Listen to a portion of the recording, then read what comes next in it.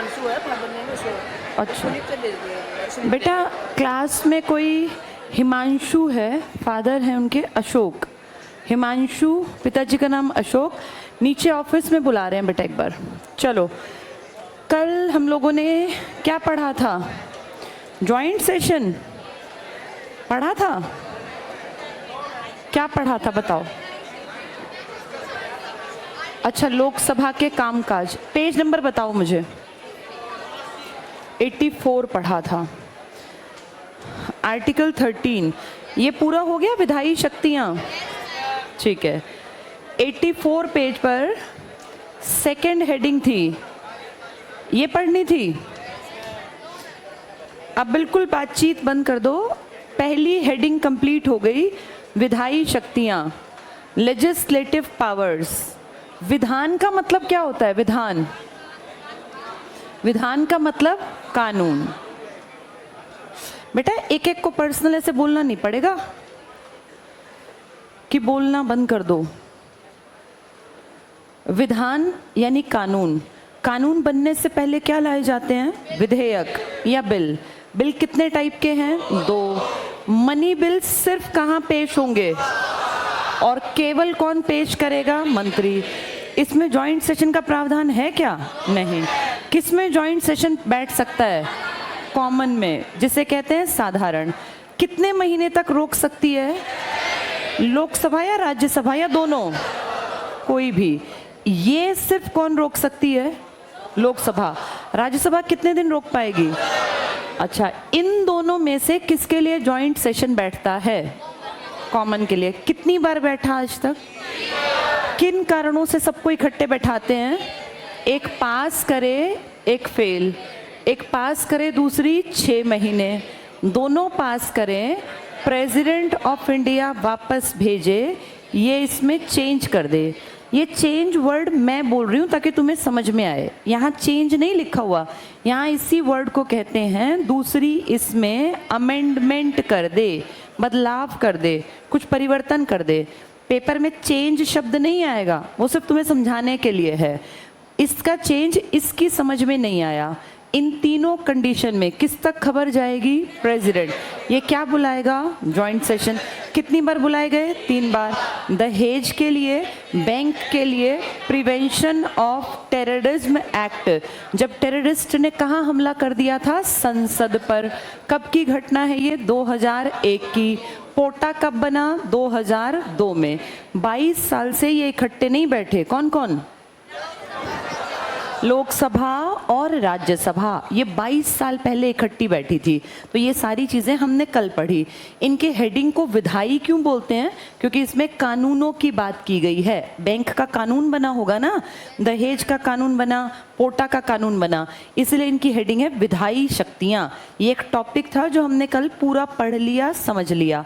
आज अगला टॉपिक शुरू करेंगे। हेडिंग देखो पहले इसकी, कार्यपालिका संबंधी शक्तियाँ। अब सबसे पहले इस वर्ड की इंपॉर्टेंस है, तुम्हें समझ में आया कि नहीं आया?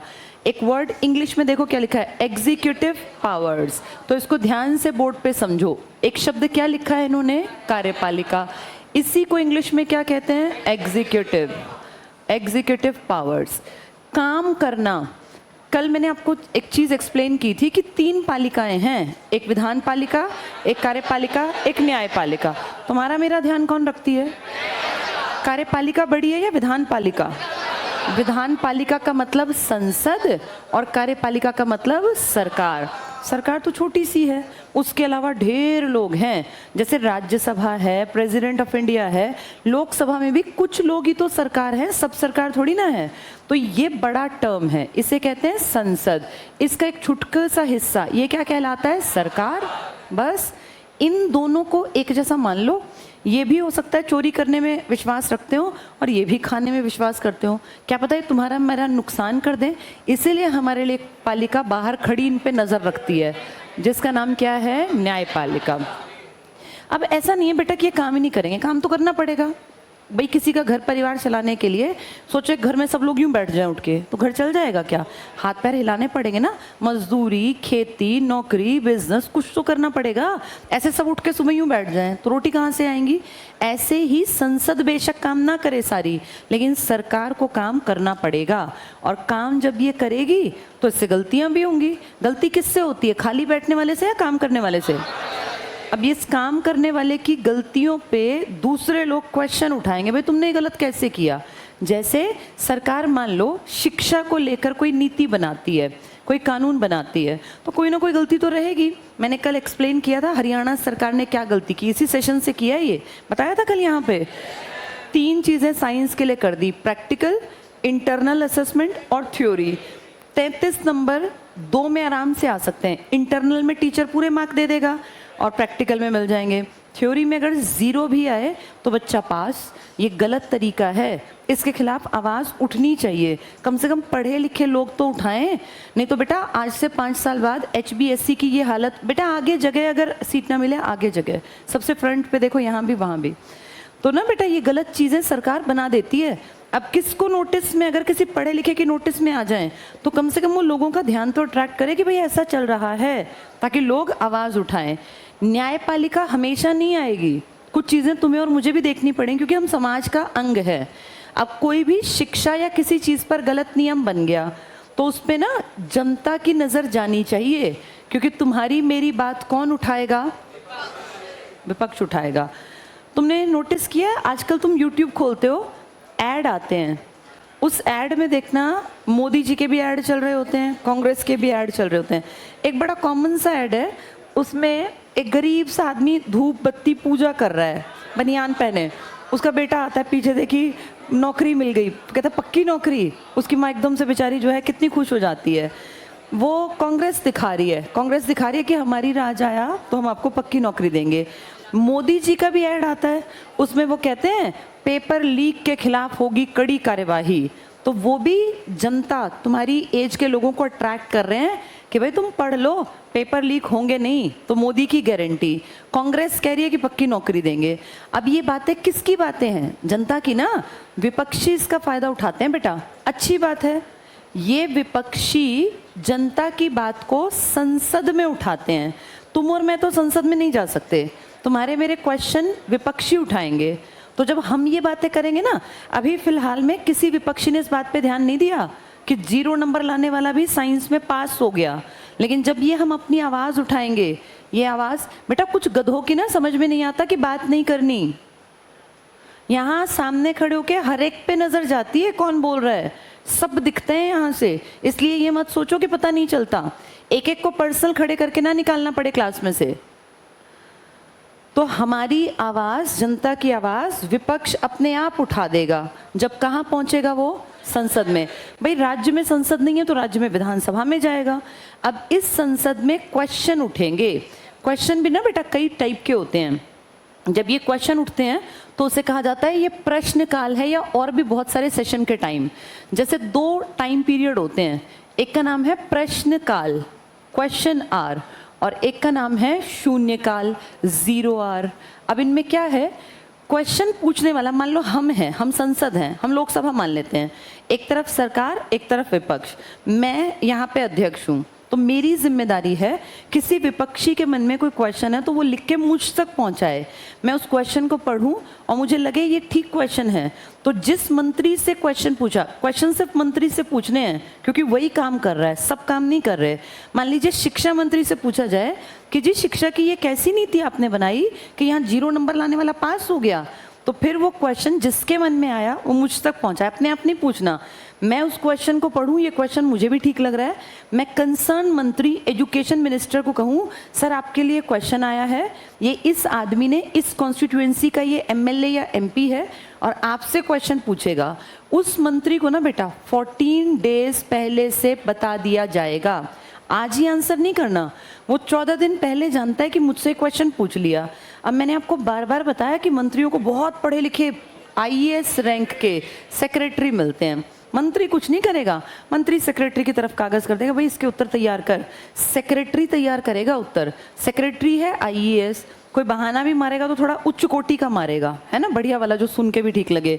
लेकिन फिर मंत्री जिसने क्वेश्चन पूछा वो भी तो बेटा आईएएस को जानता होगा, इन पे घिर सकते हैं मंत्री। तो इस टाइम पर ना जैसे ये क्वेश्चंस पूछते हैं, एक तो इंस्टेंट आंसर नहीं देते, इंस्टेंट आंसर भी देने पड़ते हैं जब इस तरह के काल होते हैं।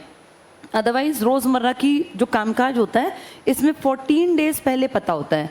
आंसर देने के भी तरीके हैं। कुछ आंसर कहते हैं हमें मौखिक चाहिए, खड़े होके आप बताओगे, हमें ज़बानी जानना है आपने क्या किया। कुछ आंसर होते हैं बेटा जिसको लिखित मांगते हैं, जिसमें डाटा आता है। मान लीजिए आपने कितने पुल बनवाए, कितनी सड़कें, कितनी किलोमीटर का इजाफा हुआ, स्टेट हाईवे कितने, नेशनल हाईवे कितने, और ये पीडब्ल्यूडी वाले। तो इसको बोल बोल के क्या समझाना, नहीं समझ में आना, ऐसे क्वेश्चंस का आंसर कैसे मांगा जाएगा, लिखित। तो ये डिपेंड करता है कि क्वेश्चन पूछने वाले ने मौखिक पूछा या लिखित पूछा, पर इनके ऊपर कंट्रोल रखते हैं ये लोग। कौन किसके ऊपर कंट्रोल रख रहा है यहाँ? संसद के मेंबर किसके ऊपर? सरकार। आंसर किसको देना है?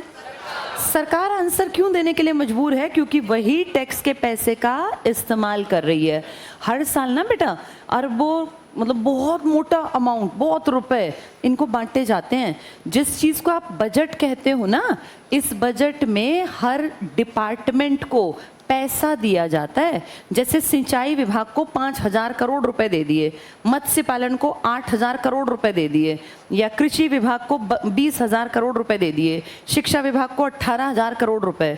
तो ये इतने रुपए कहाँ गए? इनके ऊपर क्वेश्चन तो पूछना है ना। ये पैसा किसकी जेब का है? हमारी। क्योंकि सरकार पैसे नहीं रखती, सरकार आपसे और मुझसे क्या इकट्ठा करती है? टैक्स। बहुत सारी तरह का रेवेन्यू और बहुत सारी तरह के फाइन।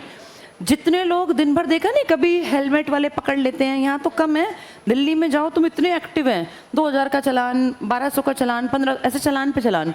ये सारा सरकार के पैसे में तो जाता है, सरकार के अकाउंट में जाता है ये। इन सबसे पैसा इकट्ठा होके क्या बनाया जाता है? फिर पैसा बांटा जाता है। ये जो पैसा बांटा जाता है डिपार्टमेंट को दिया जाता है, और डिपार्टमेंट का हेड कौन होता है? मंत्री। यानी मंत्री महोदय पैसा लेके बैठे हैं। जो पैसा लेके बैठा है उसकी जवाबदेही है कि नहीं है? है ना भैया, जनता का पैसा तुमने ले लिया, तुमने 18,000 करोड़ रुपए रखे एक साल के नाम के। दिखाओ जरा, कहाँ स्कूल खोले, कहाँ कॉलेज खोले, कहाँ यूनिवर्सिटी बनाई? क्या तुमने एम्स बनाए? तुमने मेडिकल पे क्या काम किया? जिसने जितना पैसा लिया, कोई जिम्मेदारी भी तो होती है ना। जिसने पैसा नहीं लिया उसकी क्या जिम्मेदारी? लेकिन जिसने पैसा लिया उसको जवाब तो देना पड़ेगा। इसीलिए जवाब किससे मांगा जाता है? सरकार से या संसद से? क्योंकि भैया पैसा तुम्हारे ही हाथ में गया है, मंत्री तुम्हारे हैं, डिपार्टमेंट तुम्हारे पास हैं। इस पूरे प्रोसेस को कहते हैं कार्यपालिका पर नियंत्रण रखना, कंट्रोल करना। वरना तो ये मंत्री अंधाधुंध कुछ भी करेंगे। बजट के ऊपर क्वेश्चनिंग होती है, प्रश्न पूछ सकते हैं। जिस सिंचाई विभाग को इतने रुपए दिए थे, पूरे देश में कितने ट्यूबवेल लग गए, कितना सिंचाई पे काम हुआ, तो उनको डाटा देना पड़ता है। जी इस एरिया में इतने ट्यूबवेल थे, हमने इतने लगवा दिए, नहरें हमने ऐसे बढ़ाई। अगर ये आंसर नहीं करेंगे तो इनको कौन बनने देगा बेटा? फिर इनके खिलाफ अविश्वास ला के हटा देंगे। तो इसलिए कार्यपालिका के सारे काम कौन करती है? सरकार। कार्य का मतलब है काम करना, काम सरकार करेगी, संसद नहीं करेगी। चलो पेज नंबर 84 पे देखो, कार्यपालिका संबंधी शक्तियां। पहला पॉइंट देखो, कार्यपालिका अर्थात प्रधानमंत्री और मंत्री परिषद, टिक कर लो। इसी को तो सरकार बोलते हैं। कार्यपालिका का मतलब गवर्नमेंट, एग्जीक्यूटिव मतलब गवर्नमेंट। गवर्नमेंट बेटा छोटी होती है, पार्लियामेंट बड़ी होती है। प्रधानमंत्री और मंत्री परिषद का पद पर आना और बने रहना। संसद के लोक सदन अर्थात अंडरलाइन करो, लोकसभा के बहुमत पर निर्भर है। सरकार किसकी बनेगी, किस चीज के ऊपर डिपेंड करती है बात? आजकल ये जो नारा चल रहा है, मोदी जी क्या नारा दे रहे हैं? अब की बार 400 पार।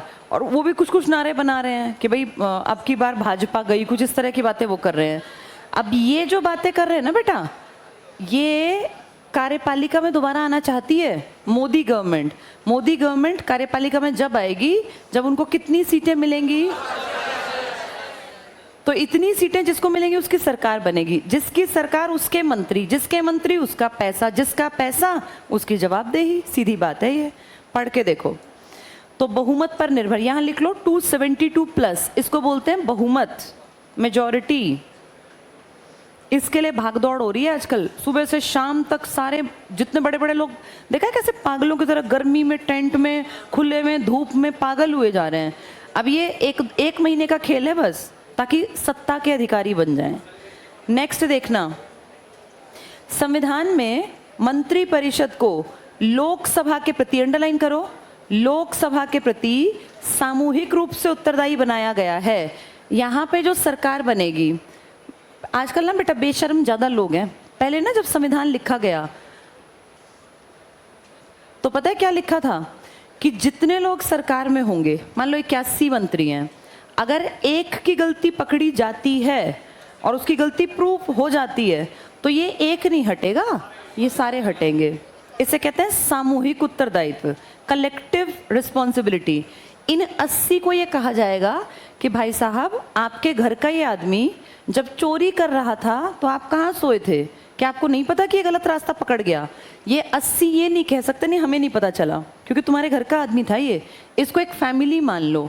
इसे कहा जाता था कलेक्टिव रिस्पॉन्सिबिलिटी, सामूहिक उत्तरदायित्व। आज इनको कोई शर्म थोड़ी ना है, एक मंत्री पकड़ा भी जाए तो कोई फर्क नहीं पड़ता इनको। तुमने लास्ट कब सुना कि पूरी मंत्री परिषद ने इस्तीफा दिया? ये इतने बेशर्म है बेटा सब लोग, मैं किसी एक पार्टी की बात नहीं कर रही, कुर्सियों पे बैठ के उनको छोड़ना नहीं चाहते, और एक की गलती निकले ना निकले उस बात को रफा दफा कर देते हैं। देखा नहीं कितने छापे छुपे और ये क्या क्या चीजें होती हैं। पहले लोग समझदार थे, अंबेडकर, गांधी, नेहरू, जब ये सब चीजें चल रही थी ना, तो उन्होंने कहा था कि एक की गलती सबकी गलती मानी जानी चाहिए, और पार्टी ने जो डिसीजन ले लिया सारे लोग वही बात एक सुर में बोलेंगे। ऐसा ना हो पीएम कुछ कह रहा है, वित्त मंत्री कुछ कह रहा है, विदेश मंत्री, एक डिसीजन सबका डिसीजन। आप पार्टी से बाहर कुछ गलत नहीं बोल सकते, आपने पार्टी में जो सुन लिया वही आपको बाहर बोलना, चाहे आप कुछ मानते हो। एक की गलती सबकी गलती, एक का डिसीजन सबका डिसीजन। इसी को क्या कहा जाता है? सामूहिक उत्तरदायित्व। ऐसा बेटा होता है सोसाइटी में भी। जैसे मान लो किसी घर में एक किसी लड़के ने कोई गलत काम में इन्वॉल्व हो गया, किसी गलत गैंग का मेंबर बन गया, तो आज भी देखो समाज में पूरे घर को उसके नाम से टोका जाता है, पूरे घर पे एक धब्बा लग जाता है। ये हमारे समाज का अंग है। एक की गलती यहाँ पूरे परिवार की गलती मानी जाती है। ऐसा नहीं होता कि इसके परिवार में उसने गलत किया। इसी को बोलते हैं सामूहिक उत्तरदायित्व। ये अच्छाई में भी है। जब किसी घर का एक लड़का बढ़िया नौकरी लगे तो उसके सारे भाई बहनों का, उसके माँ बाप का, सबका नाम आगे बढ़ता है, और एक गलत काम कर दे कोई तो सबका ही नाम लेके डूबता भी वही है। ऐसा नहीं कि अकेला एक परिवार पे बात आती है। ऐसा यहाँ पर भी है, एक मंत्री की गलती सबकी गलती, और एक आदमी की अच्छाई सबकी अच्छाई। इसे बोलते हैं सामूहिक उत्तरदायित्व। चलो पढ़ के देखो, ये अंडरलाइन कर लो। ये लोकसभा में है, ये राज्यसभा में नहीं है। तो लोकसभा के प्रति सामूहिक रूप से उत्तरदायी। आगे पढ़ो। इस प्रकार मंत्री परिषद के प्रति अविश्वास, क्या मैंने अविश्वास समझाया था तुम्हें? बताओ क्या होता है विश्वास? हाँ, 272 प्लस है, मतलब क्या है? इनकी ही क्या बनेगी? अगर इससे कम हो गए ये तो फिर इनके खिलाफ क्या ले आएंगे? अविश्वास। ऐसे कम कैसे हो सकती हैं बेटा? जब एमपी खरीद लिए जाएं, जब खरीद फरोख्त होती है ना, तुम्हें पता है तुम्हारे देश में खुलेआम खरीद फरोख्त होती है। एक पार्टी के एमएलए कब बिक जाएं ये किसी को नहीं पता। रात में सोते हैं तो पार्टी में एक आदमी है बीजेपी में, सुबह उठे तो देखा वो तो दूसरी पार्टी बदल गया। ऐसे ही रात में सोए तो कोई एमपी एमएलए था कांग्रेस का, सुबह पता चला वो तो जेजेपी का या बीजेपी का बन गया। ये बहुत जल्दी दल बदलते हैं। जैसे दल बदलना ठीक है या गलत है? लेकिन इसके नियम तो यही बनाते हैं। पता है कितने चालाक हैं? पहले क्या करते थे? दल का इस्तेमाल करते, भाई हाथ का, कमल के फूल का, जीत जाते, जीतने के बाद कहते मैं दल बदलूंगा। मान लो जीत गए बीजेपी की सीट से या कांग्रेस की सीट से, अगले दिन कहते हैं हम तो दल बदलेंगे। भाई जीते हुए तूने पार्टी का फायदा उठाया। एक आदमी जब बेटा इलेक्शन लड़ता है ना तो वो पार्टी के सिंबल का इस्तेमाल करता है, जैसे कमल के फूल का या झाड़ू का या हाथ का, पंजे का। ये सब पार्टी के सिंबल हैं। ये सिंबल ऐसे मनमर्जी से नहीं मिलते, इसके लिए बहुत मेहनत करनी पड़ती है। ये झाड़ू का सिंबल या चप्पल का सिंबल या किसी ने जग का सिंबल, कोई तलवार लेके, कोई हाथी लेके, इनको बोलते हैं ये पार्टी के सिंबल हैं। ये सिंबल ना दिमाग पे एक पहचान बनाते हैं। जैसे इस देश में सबसे ज्यादा दिमाग में पके हुए हैं 2 सिंबल, एक तो कमल का फूल और एक हाथ का निशान। अनपढ़ जिसको कि BJP पढ़ना नहीं आता, वो सिर्फ कमल का फूल देखेगा और निशान लगा देगा। इस देश में अनपढ़ों की तादाद अब घटी है, लेकिन जब इलेक्शन पहली बार हुए तो अनपढ़ ही तो थे लोग। उस टाइम कांग्रेस BJP नाम पढ़ना नहीं आता था। तुम्हारी परदादी के टाइम में भी तो इलेक्शन थे। इलेक्शन तो 1951 में हुए थे। तो उस टाइम कैसे इलेक्शन में लोग वोट डालते? चिन्ह देख के। तो ये चिन्ह ना बेटा दिमाग में पका दिए गए थे कि हाथ का निशान, कुछ नहीं देखना नाम क्या है, बस हाथ का निशान देखो, ठप्पा लगा दो। तब बैलेट पेपर था, ऐसे कागज की शीट मिलती थी, उस पे सामने निशान और आदमियों के नाम। जो पढ़ा लिखा है आदमी का नाम देख लो, अनपढ़ सिंबल देख लो, और उसके आगे ऐसे ठप्पा सा मारना होता था। तो वो उसको बोलते हैं बैलेट पेपर। अब पार्टी के सिंबल पकने में पार्टी ने जान लगा दी, ऐड पे ऐड किए, जगह जगह निशान बनवाए, बहुत सब कुछ। इलेक्शन कमीशन से परमिशन ली, तब जाके ये सिंबल लोगों के दिमाग में पके। अब इस सिंबल का, हाँ बेटा कैसे मिलता है वही बता रही हूँ, अगला पॉइंट वही है। अब जैसे कोई पार्टी कैसे सिंबल बनाए, तो इसमें ना बेटा कोई भी पार्टी 3-4 सिंबल अपनी मर्जी के जो उसको ठीक लगते हो वो इलेक्शन कमीशन को दे सकती है कि सर हमारे लिए इनमें से एक सिंबल आप फाइनल कर दो। फाइनल करेगा चुनाव आयोग, इलेक्शन कमीशन। वो आयोग टिक करेगा कि भाई ये सिंबल आपका। जो बेटा नेशनल पार्टी होती है ना, इनके सिंबल की बड़ी इंपॉर्टेंस होती है और इनका चेहरा नहीं जानते लोग। अब जैसे लोग सिर्फ कमल के फूल को जानते हैं, बहुत सारे लोग। तुम पता है क्या, बहुत लकी हो, तुम पढ़े लिखे एरिया में रहते हो। MP के, उड़ीसा के, झारखंड के बहुत सारे अंदर वाले जो गांव है ना, वहाँ आज भी लोग अंगूठा छाप हैं। बेटा पढ़े लिखे नहीं है वो, उनको आप कुछ भी, उनकी ना कनेक्टिविटी नहीं है, ट्रांसपोर्टेशन नहीं है, स्कूल नहीं है, कॉलेज नहीं है, आसपास ट्रेन्स नहीं है, कुछ नहीं है उनके आसपास। वो गांव के बीहड़ जंगल में कहीं रहते हैं। उनको आप कैसे समझाओगे कि BJP क्या काम कर रही है, कांग्रेस क्या कर रही है, BSP क्या कर रही है? उनको तो बस थोड़ा सा कभी कभी लालच के रूप में, कभी कभी इक्का दुक्का कोई समझदार आदमी, और कभी कभी वो अपनी बुद्धि का खुद से इस्तेमाल करते हैं। वो सिर्फ ये देखते हैं और इस पे ठप्पा लगा देते हैं या इसके सामने का बटन दबा देते हैं। तो ये पार्टी के सिंबल पार्टी अपनी मर्जी से नहीं रख सकती। कौन देता है ये सिंबल? लेकिन चुनाव आयोग के सामने पार्टी 3-4 ऑप्शंस रखती है। जैसे इन आम आदमी पार्टी वालों ने ना कई सिंबल दिए होंगे, इन्होंने ये कनेक्ट किया कि झाड़ू सफाई के काम आती है, तो फिर झाड़ू सफाई करती है तो हमें सफाई करनी है भ्रष्टाचारियों की, ऐसा इन्होंने कहा। तो इसलिए हम अपना सिंबल झाड़ू बनवाते हैं। 2-3 सिंबल दिए, प्रेफरेंस में झाड़ू। इलेक्शन कमीशन ने कहा भाई झाड़ू किसी का है भी नहीं, चलो इनको दे दो। कमल का फूल इन्होंने कैसे बनाया था? क्योंकि उस टाइम पे राजनीति में ना गंद मचा हुआ था बहुत ज़्यादा। तब अटल बिहारी वाजपेयी जी ने कहा कि ये चुनाव जो है ना दलदल है, इस दलदल में हमें कमल खिलाना है। तो BJP ने कहा कि भैया कमल का फूल बना लेते हैं। ऐसे ही कांग्रेस ने कहा कि कांग्रेस हर आदमी का हाथ पकड़ के उसको आगे लाएगी, तो उन लोगों ने हाथ का सिंबल। तो ऐसे कोई भी पार्टी कोई भी सिंबल अपनी मर्जी से नहीं लेती, वो अपने दिमाग में एक विचार बनाती है, फिर 3-4 सिंबल वो इलेक्शन कमीशन को कहती है जिनमें से एक मेरा कर देना, प्रेफरेंस में ये रख लेना। तो अगर वो देखता है इलेक्शन कमीशन की ठीक है इसका कोई गलत मैसेज नहीं है, तो फिर वो कहता है ठीक है आप रख लो। और बेटा जो नेशनल पार्टी होती है ना, उनके सिंबल की कीमत होती है, लोकल पार्टी के सिंबल की इतनी इंपॉर्टेंस नहीं होती। नेशनल पार्टी बड़े लेवल की पार्टी होती है। अब पार्टी ने जिस आदमी को टिकट दिया उसने उस सिंबल का इस्तेमाल किया, वो जीत गया। जीतने के बाद वो पार्टी बदल गया। तो इन लोगों को खुद लगा, हमें नहीं, इन लोगों को, कि भैया ये तो चीटिंग है। तो 1985 में इन लोगों ने कॉन्स्टिट्यूशन में बदलाव किया और उसमें लिखा 1985 में 52वां संविधान संशोधन, और उसमें लिखा कि अब के बाद दल बदल पर हम रोक लगाएंगे। आज तक भी चल रही है। लगा दी उन्होंने रोक, पर पता है क्या कहा? भाई रोक लगाएंगे जीतने के बाद, दल नहीं बदलेगा। इलेक्शन से पहले, चुनाव से पहले, जब तक चुनाव नहीं हुआ, आप अपना दल बदल सकते हैं।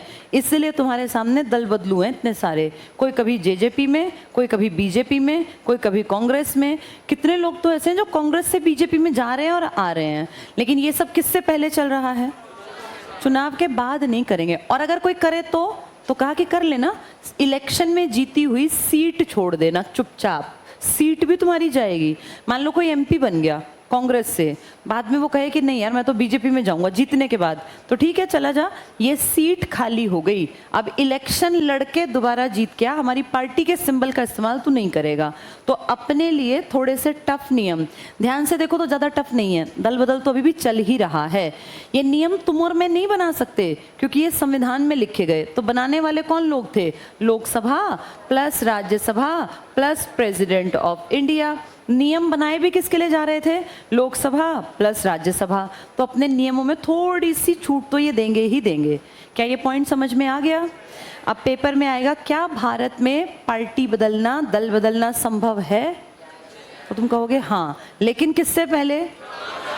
अगर कोई व्यक्ति चुनाव जीतने के बाद दल बदलता है तो उसे अपनी सीट खाली करनी पड़ेगी। और सीट खाली कोई बेवकूफ़ नहीं होता बेटा, जीतने के बाद कोई सीट नहीं छोड़ता।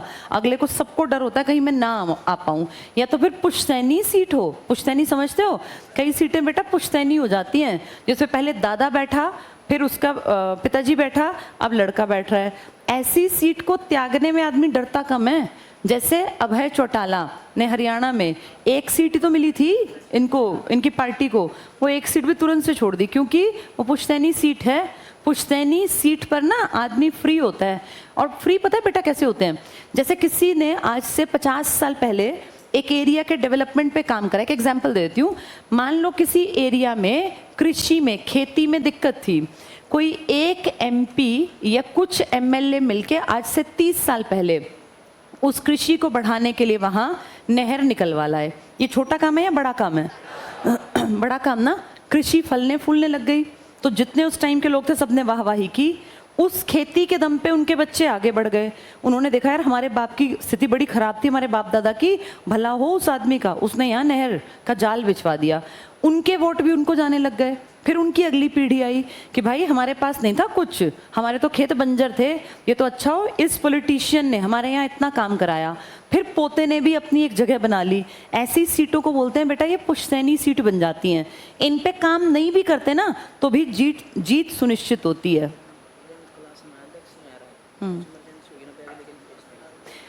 दक्ष मेहरा, ऐसी क्या इमरजेंसी हो गई? अच्छा दक्ष मेहरा है बेटा क्लास में कोई 11th में? नेहरा जो भी है, दक्ष है क्लास में 11th में। बेटा तुम एक बार घर चले जाओ, बैग ले जाओ अपना। हाँ बेटा,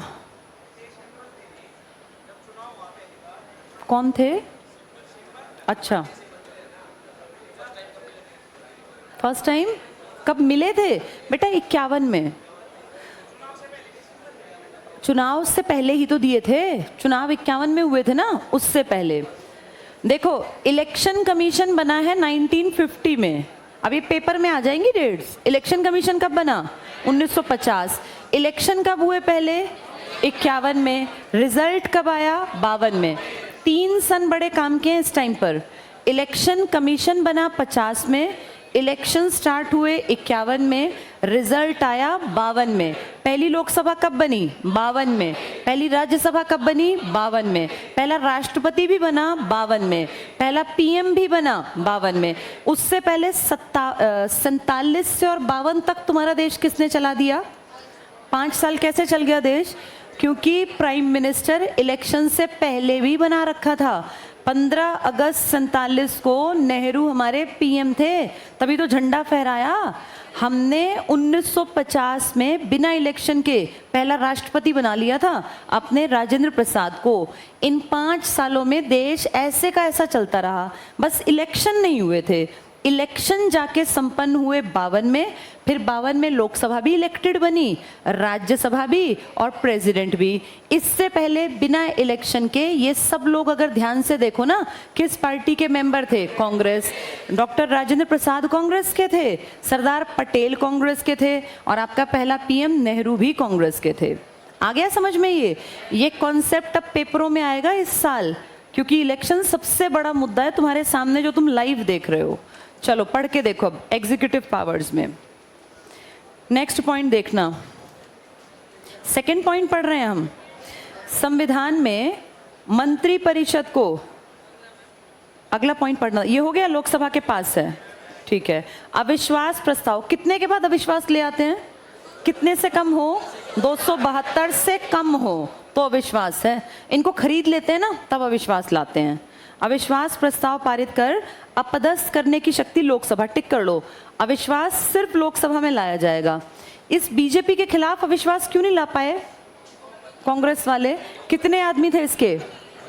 303। एक भी नहीं बिका बेटा। पता है आदमी कब बिकते हैं? जब गठबंधन की सरकार होती है। गठबंधन बताया था मैंने, कितनी सीट ना मिले? 272, 150 मिल गई, 50 मिल गई, 70, सारे इकट्ठे होंगे। भाई हमारी अकेले की कोई कीमत नहीं, इकट्ठे होकर चलो अपनी सीट, भाई 10 तेरी 10 तेरी 20 तेरी 20 तेरी करके बांट लेंगे। बंदर बांट है बेटा, किसी को कम किसी को ज्यादा। उस कंडीशन में ना विपक्षी इनको तोड़ने की कोशिश करते हैं। जैसे हाल में हरियाणा में चल रही थी बात, हरियाणा में जेजेपी पार्टी का डिप्टी सीएम था, इसको हटा दिया। डिप्टी सीएम को भी हो रहा है ना कि यार मेरी सीट गई, तो उसने क्या कहा कांग्रेस को कि 32 तुम्हारी 10 मेरी, और निर्दलीय कांग्रेस, ये बीजेपी अल्पमत में है, सिर्फ 40 सीट हैं इसके पास, 46 से कम पे अविश्वास ला सकते हैं। पर पता है क्यों नहीं ला रहे बेटा? अब 2 महीने बाद इलेक्शन है, हटा भी लेंगे तो क्या बिगाड़ लेंगे? हरियाणा में अब एमएलए के इलेक्शन है। अगर 4 साल और पड़े होते ना तो जान लगा दी थी जेजेपी पार्टी की बीजेपी नहीं बचनी चाहिए, लेकिन बीजेपी भी फ्री है कि मेरा क्या ही बिगाड़ लेंगे, 2 महीने बाद इलेक्शन है। अब सारी जो हवा है वो इस इलेक्शन में क्लियर हो जाएगी। अगर बीजेपी एमपी के इलेक्शन हारती है हरियाणा में, तो फिर बीजेपी के हाथ पैर डगमगाएंगे कि भैया 2 महीने बाद एमएलए के इलेक्शन भी हैं। लेकिन अगर बीजेपी इलेक्शन जीत जाती है एमपीज के, तो बीजेपी चौड़ी होकर कहेगी हमें कोई डर नहीं, कोई कुछ नहीं बिगाड़ सकता, हम एमपी जीत गए, एमएलए भी जीत जाएंगे। ये बड़ा बेटा इंपॉर्टेंट टाइम है, क्योंकि इस टाइम पे 2 सरकारें बदलेंगी, एक देश की और एक स्टेट की। अकेले हरियाणा नहीं, कई स्टेट्स में होगा ऐसा। अब ये बयार चलेगी। पिछली बार क्या हुआ था इलेक्शन में? हरियाणा की बीजेपी की सरकार बनी, पूरे देश में बीजेपी की सरकार बनी। हरियाणा में इलेक्शन हुए, बीजेपी को थोड़ा सा ये था कि हम कर लेंगे, कर गए, नाकाबिल काम करने के बावजूद भी कर गए। अब इस बार सारा खेल इस पर है कि देश में क्या होगा। अगर देश की सीटों में बीजेपी का दबदबा रहता है, तो जिन 4-5 राज्यों में इलेक्शन है ना, आंख बंद करके कहेंगे मत दो वोट, हमारा कुछ नहीं बिगड़ता, हम जीतेंगे। और बेटा कहीं ना कहीं कॉन्फिडेंस इतना होने का मतलब गड़बड़ भी हो सकती है। बहुत लोग कह रहे हैं ना ईवीएम में फेरबदल है, गड़बड़ है। अगर कोई आदमी बहुत ज़्यादा कॉन्फिडेंट है ना कि हमें नहीं चाहिए तुम्हारे वोट, हम अपने आप जीत जाएंगे, तो इसका मतलब गड़बड़ है। ये क्वेश्चन मार्क है। तुम जानते हो यूरोप के ज़्यादातर देशों ने ईवीएम को हटा दिया। उनका कहना है कि हम ईवीएम लाए थे, लेकिन ईवीएम में गड़बड़ संभव है। अभी भी ना ये खबर चल रही है कि 6000 ईवीएम गायब हैं, इनका अता पता नहीं है ये कहाँ हैं। एक ईवीएम बहुत बड़ा फेरबदल कर सकती है, 6000 की गिनती नहीं पता कहाँ गई क्या पता। कोई आदमी नॉर्मल तुम और मैं तो उठा के क्यों ही लाएंगे ईवीएम को, ये गायब की गई होंगी ना। अब 6000 ईवीएम ये पूरा तख्ता पलट कर सकती हैं। क्या होगा क्या नहीं होगा हमें नहीं पता, पर अगर कोई बहुत कॉन्फिडेंट है और वो कह रहा है कि जनता कुछ भी कर ले हम जीतेंगे, तो फिर तो बेटा गड़बड़ की बात है। इसीलिए पढ़े लिखे देश इसको हटा गए।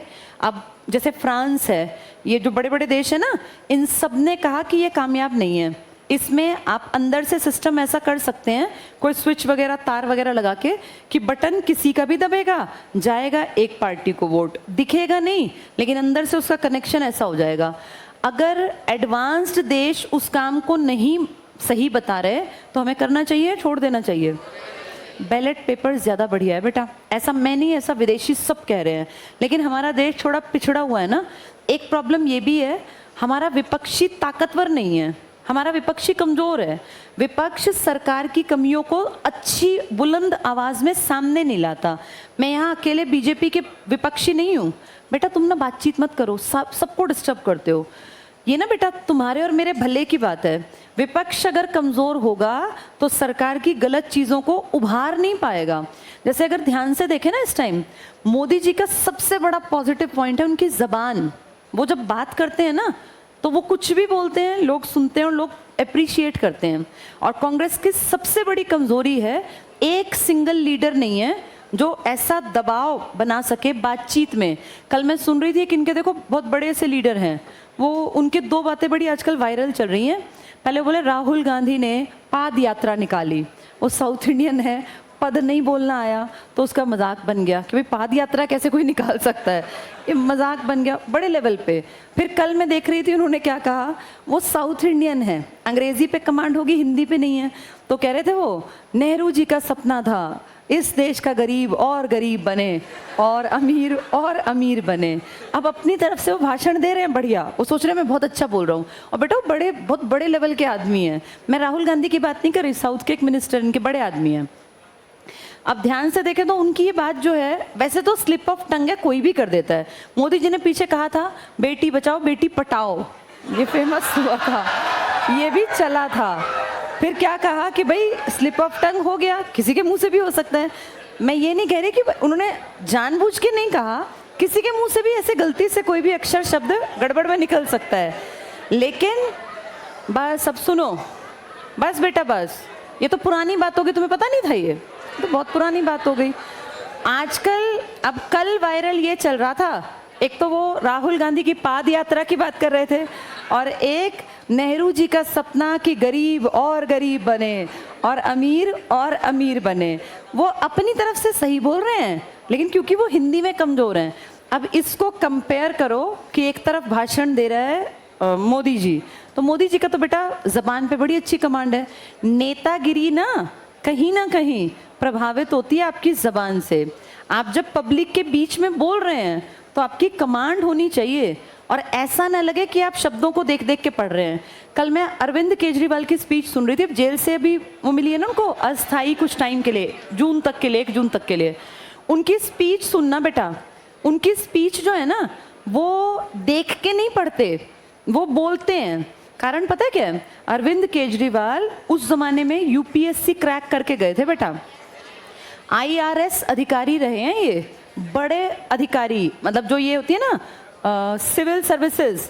1968 का बर्थ है, 68 में पैदा हुआ, हरियाणा के एक एरिया से निकला आदमी। मैं ये नहीं कह रही कि बहुत बढ़िया है पॉलिटिशियन, कहीं कोई सोचे कि मैं उसके फेवर में हूँ। मैं आपको ये बता रही हूँ, बोलने पे सीधा असर आता है, थोड़ा सा पब्लिक उस चीज़ से जुड़ जाती है। अरविंद केजरीवाल ने जो स्पीच दी है ना, उसको सुन के देखना, जैसे वो जबान से कनेक्ट कर गए सबके साथ। मोदी जी की सबसे बढ़िया कनेक्टिविटी है जनता के साथ। राहुल गांधी यहाँ मार खाते हैं, राहुल गांधी की कनेक्टिविटी जनता के साथ हो ही नहीं पाती। और जो उनका चेहरा है ना बेटा, वो जैसे कोई बहुत सीरियस बात भी करते हैं तो चेहरे के एक्सप्रेशन वैसे नहीं हो पाते, उनका चेहरा बहुत मासूम बच्चे जैसा है। तो वो जो जबान है ना, वो सीरियस बात भी करेंगे तो ऐसा लगेगा मजाक करने वाला है क्या, जैसे इसके पीछे कुछ मजाक आएगा। ये कहीं ना कहीं कनेक्टिविटी की कमज़ोरी है। उनके वो कैब उतनी स्ट्रांग नहीं है जितनी मोदी जी की है। मोदी जी क्या करते हैं, पिछड़े एरिया में गए वहाँ के साथ कनेक्टिविटी बना लेते हैं, ठीक एरिया में गए वहाँ के साथ कनेक्टिविटी। इस कनेक्टिविटी के कारण वो 10 साल आराम से काट गए। कांग्रेस बीजेपी में ढेर कमियां हैं, जो काम करेगा उसकी कमी होंगी ही होंगी, लेकिन कांग्रेस उन कमियों को उजागर ही नहीं कर पा रही, कांग्रेस इन बातों को इस्तेमाल ही नहीं कर पा रही। उसके पास अच्छा बोलने वालों की बहुत ज़्यादा कमी है। कांग्रेस जनता के बीच में जाके कनेक्टिविटी नहीं बना रही, इसीलिए वही बात है कि क्या ना करें क्या करें, हमारे पास ऑप्शन ही नहीं है। तो बीजेपी इस चीज़ का फ़ायदा उठा रही है। इस टाइम हमारे देश में ना बेटा एक वैक्यूम है, एक खालीपन है। एक भी अच्छी बढ़िया पार्टी हो जो सच में दमदार हो तो फिर इस देश को एक अच्छा लीड करने वाला लीडर मिलना चाहिए। इस टाइम ऐसी स्थिति है जैसे जब गांधी लौटे थे ना साउथ अफ्रीका से पूरे देश में खालीपन था। गरम दल जेल में बंद था, नरम दल कमज़ोर था, बुजुर्ग थे। गांधी आए, देखा देश में कोई है ही नहीं, गांधी ने लीडरशिप ले ली और गांधीवादी युग चल पड़ा। ऐसी स्थिति आज है। आज बहुत बढ़िया प्रोग्रेसिव अप्रोच के लोग देश में हैं नहीं। एक चीज़ और बेटा, इंडिया में ना जैसे राजनीति को बुड्ढों का काम मान लेते हैं, अगर इस चीज़ को थोड़ा पढ़ाई से जोड़ो, सबसे ज़्यादा डायनेमिक लोग राजनीति में जाने चाहिए यंग नौजवान। क्योंकि ना दुनिया में क्या चल रहा है, टेक्नोलॉजी में क्या चल रहा है, एक बुजुर्ग का समझना और एक जवान का समझना सेम रहेगा या अलग अलग है? अलग अलग है ना। अब जैसे चैट जीपीटी AI, इसका इस्तेमाल मोदी जी बहुत ज़्यादा नहीं कर पाएंगे, या कोई भी जिसकी उम्र भैया 50, 60, 70 है, लेकिन इसका इस्तेमाल करने की समझ एक 35, 30, 32, 37 साल के आदमी में हो सकती है। वो 20 साल का लड़का भी नहीं है कि वो बिल्कुल बिना सोचे डिसीजन लेगा। तो ये हमारी एक बड़ी कमज़ोरी है कि राजनीति हमारे यहाँ ज़्यादातर बुज़ुर्ग लोगों के हाथ में है, और जो जवान आ भी रहे हैं ना, उन बुज़ुर्गों के ही पोते हैं। कोई नया डायनेमिक फेस राजनीति में है ही नहीं। चारों तरफ देख लो, जो लोग आज MLA बन रहे हैं, नौजवान 28 के 30 के, इन सबको पढ़ के देखो, इनके बाप और दादा राजनीति में थे, इनकी बैकडोर की एंट्री खुली पड़ी है। एक नॉर्मल पब्लिक में से MLA MP नहीं बनते, इसीलिए इनको नीड्स नहीं पता। एक चीज़ जो मैंने फील की बदल गई, जैसे हमारे बाप दादा जब थे ना, तब अनपढ़ MP MLA थे, लेकिन अब MP MLA बड़े चालाक हो गए। ये अपने बच्चों को ना बेटा विदेशों में पढ़ाने लग गए। विदेशों में पढ़ाने से क्या होता है, जैसे अब जो लड़के हैं राजनीति में, जो अब नए 20-22 साल में आएंगे, भाई आज 20 के 18 के, वो इंटरनेशनल बोर्ड से अपने बच्चों को पढ़ा रहे हैं। इसमें पता है क्या होता है, इसमें आंसर्स लिखने पे जोर नहीं रहता, ये बात करना और थॉट प्रोसेस को बढ़ाता है। इंटरनेशनल बोर्ड हमारे CBSE की तरह रटने वाले नहीं हैं। इन बोर्ड्स में पढ़ा के या विदेशी कहीं भी डिग्री लेके फिर उनको वापस बुला लेते हैं।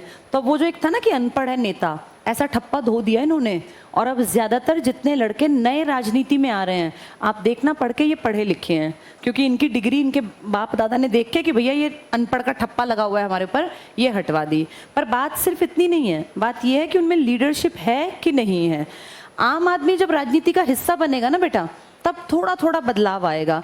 पर प्रॉब्लम ये है कि आम आदमी राजनीति में आए कैसे? राजनीति खेल है पैसा और पीछे पावर। किसी गली मोहल्ले में एक बहुत शरीफ सा आदमी सोचे मैं इलेक्शन लड़ लेता हूँ, तो उसकी जान पहचान ही नहीं है, उसको वोट ही नहीं मिलेंगे, ये फेंकना पड़ता है। एक सरपंची के इलेक्शन में गांव में लोग कई कई लाख रुपए फूंक देते हैं कि पंचायत में मेरा इलेक्शन में नंबर आ जाए। ये पावर चाहिए, उसका दबाव चाहिए। जिसका गांव में देखो दबदबा सा होता है ना, वही लोग जीत पाते हैं। नॉर्मल कोई बिल्कुल जो छोटे मोटे से परिवार का आदमी है, कहाँ जीत पाता है बेटा? वो जिनका पीछे बैक होता है ना। ये तो छोटे सरपंची के इलेक्शन है, तो ये तो देश के MLA और MP के हैं। आप किसी एक को उठा के पढ़ लेना, जिनका समाज में दबदबा है ना, वही लोग आगे तक निकल पाते हैं। इंडिया में सबसे खराब हालत राजनीति की है।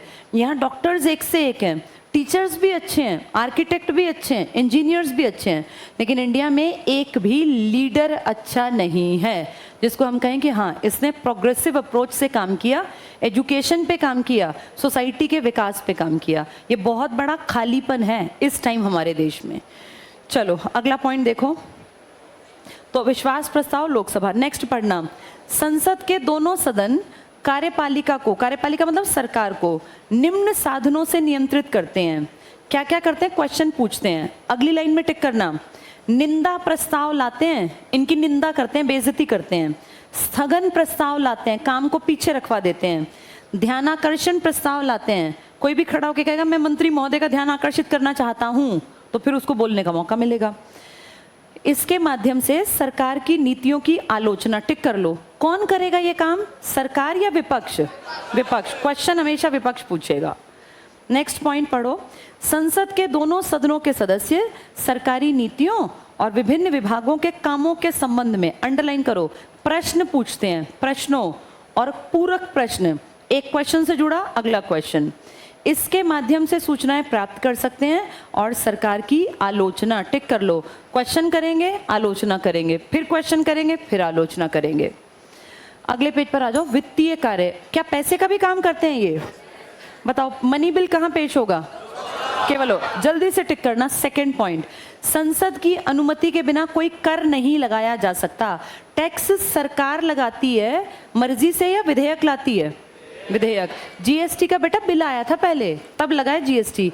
बिल लाने के लिए कहाँ जाना पड़ता है? सरकार के पास या संसद? संसद। तो ये टिक कर लो, संसद के बिना कोई टैक्स नहीं लगाया जा सकता।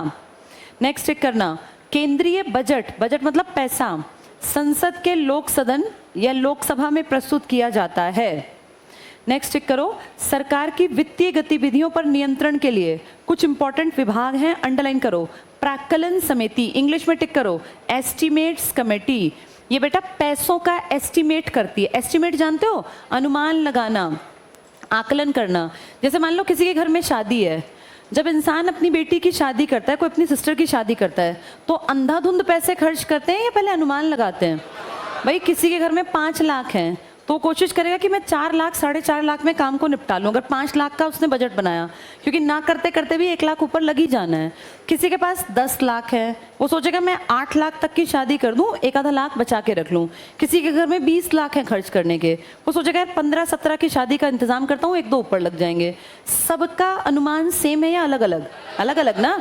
ऐसे ही बेटा हमारे डिपार्टमेंट हैं, मत्स्य विभाग को अलग पैसे मिलते हैं, कृषि को अलग, डिफेंस को अलग, विदेश को अलग। तो सबके खर्चे एक जैसे हैं या अलग अलग हैं? तो सबके काम भी अलग अलग हैं। उनका अनुमान लगाती है प्राक्कलन समिति। नेक्स्ट टिक करो, लोक उपक्रम समिति, इंग्लिश में टिक करो, कमेटी ऑन पब्लिक अंडरटेकिंग, इसको बोलते हैं कोपू, लिख लो COPU, COPU, कोपू।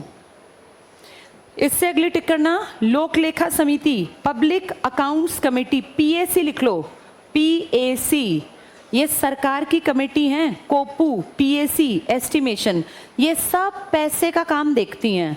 तो क्या सरकार के पैसे पर नियंत्रण रखने वाली कोई कमेटी है कि नहीं है? हैं। और पता है खास बात क्या, इसमें विपक्षी बैठते हैं, फिर वो पूछते हैं भाई साहब 5,000 करोड़ का क्या किया आपने, बताइए जरा। तो फिर उनको बताना पड़ता है कि जी हमने एम्स खुलवा दिए, मेडिकल कॉलेज खुलवा दिए। तो ये 3 कमेटी हैं। चलो बाकी कल पढ़ेंगे।